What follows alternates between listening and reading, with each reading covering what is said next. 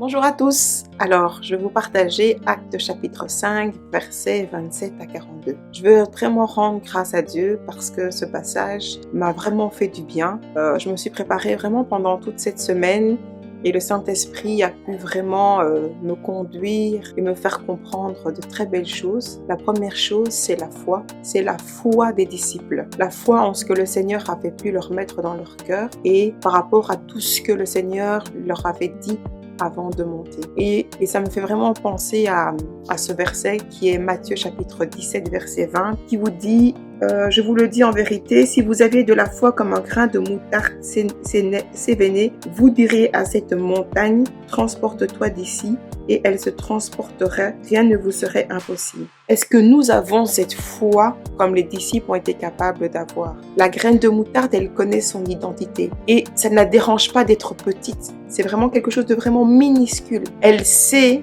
qu'un jour, elle deviendra quelque chose, une plante énorme. C'est inscrit dans son ADN. Alors, est-ce que nous connaissons notre ADN?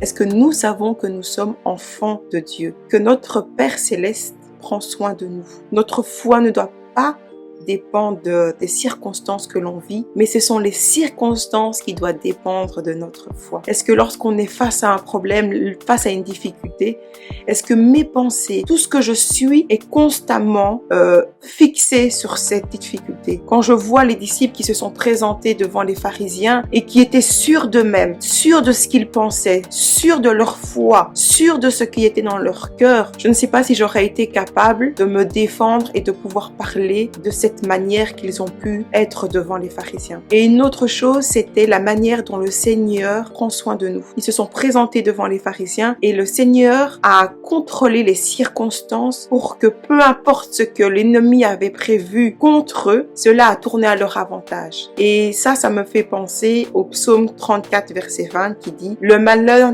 atteint souvent le juste, mais l'Éternel en délivre toujours. » Peu importe les circonstances, peu importe les malheurs, peu importe les problèmes, peu importe les difficultés, le Seigneur est au contrôle de toutes choses. Ce matin encore, j'ai lu ce passage où on voit Jésus qui se fait arrêter par les soldats. Pierre prend son épée et coupe l'oreille du soldat. Et le Seigneur lui rappelle que ce n'est pas par l'épée, parce que s'il voulait vraiment se défendre, il suffisait simplement qu'il demande à son Père et des légions entières viendraient remplies d'anges pour venir le défendre. Nous avons à nos côtés des armées d'anges qui sont prêts à nous défendre, qui sont prêts à agir lorsqu'on en a besoin. Mais nous, qu'est-ce que nous sommes prêts à faire? Est-ce que nous sommes prêts à souffrir pour le nom de Jésus? Est-ce que nous sommes prêts à tout faire pour son honneur? Et là, c'est là que je me suis dit, ah oui, est-ce que je suis prêt malgré les circonstances à le servir? Est-ce que mes pensées sont fixées sur lui constamment? Ou est-ce qu'elles sont fixées sur ce problème dans lequel je suis? Et quand je vois ce qu'ils ont vécu les apôtres, nous ne serions pas l'église d'aujourd'hui. Ils n'auraient pas pu diffuser et témoigner de ce qu'est Jésus s'ils avaient pris peur face à leurs difficultés. Ils se sont accrochés à la parole de Dieu